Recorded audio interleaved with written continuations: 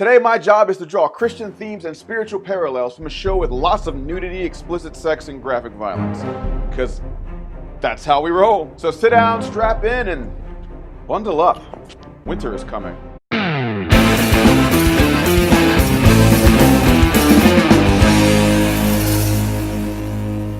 Welcome to Geek Theology, where music, ministry, and nerd culture all come to hang out. So unless you live on top of a giant wall in the middle of nowhere, you've surely heard about a something called Game of Thrones. Today we're taking a look at the hit series, ending with the medieval folk song I wrote that sounds like this. Oh, don't you want to play a Game of Thrones and swords and kings? So if you want to check it out, stay tuned. So what's it all about? Game of Thrones is a sword and sorcery series on HBO created by David Benioff and D.B. Wise, based on the book series A Song of Ice and Fire by author George R.R. Martin, quite possibly the greatest character slayer of our time. The books are a vast and sprawling epic about a complex struggle between several rival houses in the fictional land of Westeros. Martin drew inspiration for his series from various elements from world history, including the War of Roses, the Vikings, Hadrian's Wall, and, wait for it, the Mongols. I love you, Crash Course. Everybody go watch you right now. The books and show also have lots and lots of characters. In fact, it's estimated to have the largest cast on television. Though incredibly popular, the show has been criticized for its R-rated content, nudity, gruesome violence, and rather frequent acts of rape and sexual violence against women. In an interview with Entertainment Weekly, author George R.R. Martin responded to the criticism saying, quote, "I'm writing about war, but if you're going to write about war and you just want to include all the cool battles and heroes killing a lot of orcs and things like that, and you don't portray sexual violence, then there's something fundamentally dishonest about that." So fair warning, Game of Thrones is way cool, but you're not gonna like everything you see. Time for our first scene change. This here's the Wall, a 300-mile structure in the far north of Westeros, where the Night's Watch, a brotherhood of soldiers, defend the Seven Kingdoms from everyone and everything north of the Wall. So what's the actual story in Game of Thrones about? Well, it's pretty simple. You know, just your standard, fairly linear tale about a couple of folks fighting over a crown. Pretty straightforward. Okay, here we go. The Seven Kingdoms of Westeros used to be ruled by a great king whose last name was Targaryen, but he was crazy as a bag of ferrets, so a bunch of other folks teamed up to overthrow him, including members of the Stark, Lannister, and Baratheon families. One of the Baratheons became king, and everyone lived in relative peace for years until some fairly scandalous stuff goes down, causing the alliances between all of them to break down, resulting in a massive conflict called the War of Five Kings. Meanwhile, on a whole other continent, the last surviving Targaryens, you know, that ex-ruling family, are making plans to take back their family's throne. And they have something no one else in the world has: dragons.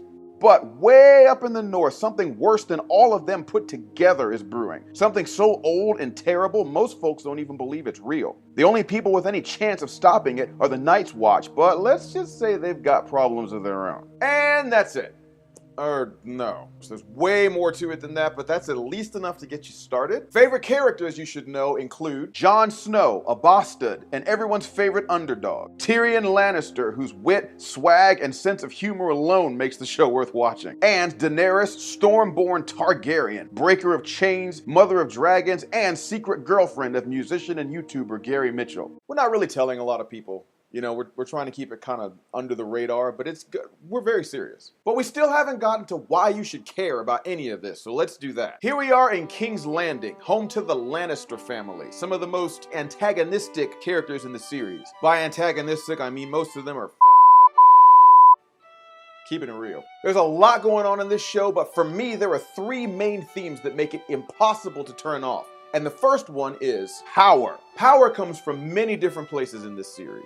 Sometimes from knowledge or military strength, from a crown or a family name, political connections, a religious institution, the respect and loyalty of your peers, or from your own wits and skill, and if all else fails, from having dragons. Some people are born with it or marry into it, and some literally make deals with the devil to get more. But what makes you powerful and the drive for more are at the heart of this series. Cersei Lannister, one of the most intriguing and sinister villains of the series, said it best: when you play the Game of Thrones, you win or you die. There is no middle ground. Theme number 2, the class divide. In Westeros, if you're poor, you're poor, and that's kind of it. The lack of education or upward mobility means if you're born to a family of farmers or blacksmiths, you don't really get to do anything else. There are a few exceptions, but mostly the gap between the haves and have-nots is miles wide, and there is no middle class. Luckily, Westeros is based on the Middle Ages, and the modern socio-economic climate in the world today isn't like that at all. Finally, theme number 3, life is violent and war is hell. This one's pretty self-explanatory, but just for the record, bad stuff happens to people in this show. Sometimes they're pricks who had it coming. Sometimes they're really nice people that did not deserve what they got. And sometimes they're just random folks who were just caught in the middle. Sidebar. If anyone ever says to you, the Lannisters send their regards, run as fast as you can. Let's finish up in Braavos, a legendary city and the perfect place to say that despite the emotional roller coaster the show can be, it's driven home some hard lessons in the what can we learn department. First on that list is your story is not the story. Most movies and shows have a handful of characters that it's easy to identify as the important ones. But Game of Thrones just isn't like that. There are dozens of relevant characters and storylines playing out at the same time. And it's just not possible to point to any group of them as the main characters. And the fact that no one is safe and people are constantly getting killed makes it even worse. I mean, in the first season, you're sort of lured into thinking Ned Stark is the main character, and then one day he's not anymore. And following a vast epic like that has helped put my life into perspective. Because most of us think of ourselves as the main characters of our stories. But, and this is a big but, hey Gary, guess what? What? You are not the most important special person on planet Earth. Lies! The truth is, I'm just one teeny tiny person out of like zillions that have lived throughout history. And we all think we're the most important one. We all have hopes and dreams. We all have frustrations and disappointments. And one day, spoiler alert, we're just gonna die like all the rest. And it forces me to get out of my own head and realize that my story and your story are not the only ones that matter. The random guy sitting next to you on the bus, that quiet girl in class whose name you can never remember, or the person taking your order in line, the guy who just asked you for some change on the street, or the one that cut you off in traffic today, all of those people are characters just like you, and they all have storylines of their own that matter just as much. You may never know how their story influences yours, but you better believe they do. And the first step to understanding that bigger picture is to get over ourselves. Along those lines, lesson number 2 is that sometimes it's a matter of perspective. Now don't get me wrong, good and bad are real things. Right and wrong absolutely exist. But sometimes a conflict isn't a matter of right and wrong, it's a matter of perspective. See, there are good and bad people on all sides of the War of Five Kings.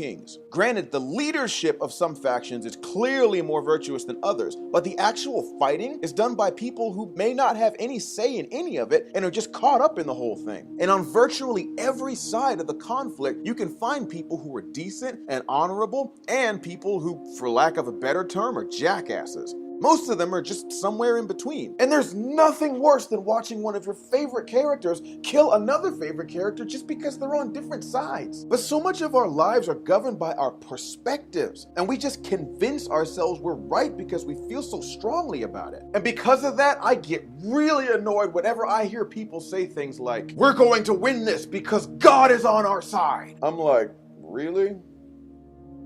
Are you sure? Have you even talked to him about what you're doing? I think a better question to ask than is God on our side might be, are we on his? That sounds crazy, but let me read you something. The Lord is compassionate and gracious, slow to anger, abounding in love. But the fruit of the Spirit is love, joy, peace, patience, kindness, goodness, faithfulness, gentleness, and self-control. One more. Whoever does not love does not know God, because God is love. People say the proof is in the pudding. Actually, nobody says that anymore. But it's still true. If you're sincere about doing anything in a way that honors God, then the character of God should shine through that. And that means if you're part of a group or a movement or even a church that claims to be doing God's work where these qualities aren't clearly apparent, you might be getting lied to. Which brings us to the big question: where is the justice? If you choose to watch this show, you're gonna get really angry sometimes. Because the good, honorable people usually die first. The lying, backstabbing douchebags are the ones that get ahead, and if you've been on planet Earth for more than like a couple of days, you know that that's pretty much real life. And it's a major reason why a lot of folks refuse to believe in a God at all. Because they think if there's a God, then what's up with like everything? Is there such a thing as justice? Is it real? And what are we supposed to do when it's a no-show? Well, believe it or not, Tyrion Lannister of all people hit this one on the head. I know I will get no justice here, so I'll let the gods decide my fate. Sometimes I see what a twisted, appalling disaster we've turned the world into, and I got nothing. But let me tell you what I choose to believe. First, a lot of the corruption and injustice in the world is because of people. That's not on God, that's on us. Every single one of us is on the hook for what we do and how we live. And one day, we're gonna have to answer for it in this life or the next. Second, God alone has perfect judgment and perspective. So he's the only one qualified to judge the things we do. And that makes it his job to sort through all the crap that people do and set things right. And one day, he will do that. Finally, we have to be the solution to the problem. Even with our flawed logic and our limited perspective, we can still at least try to do what's right. To live our lives with integrity while still working to change things where we see that the system is cracked. No, it's not easy. Yes, we will probably screw it up, and no, we won't always even agree about what to do. But trying is the thing. Something is better than nothing. Doing nothing makes you part of the problem. But hey, what do I know? You can live your life however you want. I mean, after all, it's all about you, right? Time for some music. Coming up right after this video is a song that I wrote in honor of Game of Thrones. It may not be the Reigns of Castamere, but I still hope you'll check it out. If you like this video, please like it or subscribe to my channel, and send the link to some fellow Game of Thrones fans so you guys can talk about your perspectives about it. Finally, tune in next time when we tackle Geek Theology's first anime, the #1 hyperactive knucklehead ninja. Believe it. I'm Gary Mitchell, and my song Win or Die is coming at you right now.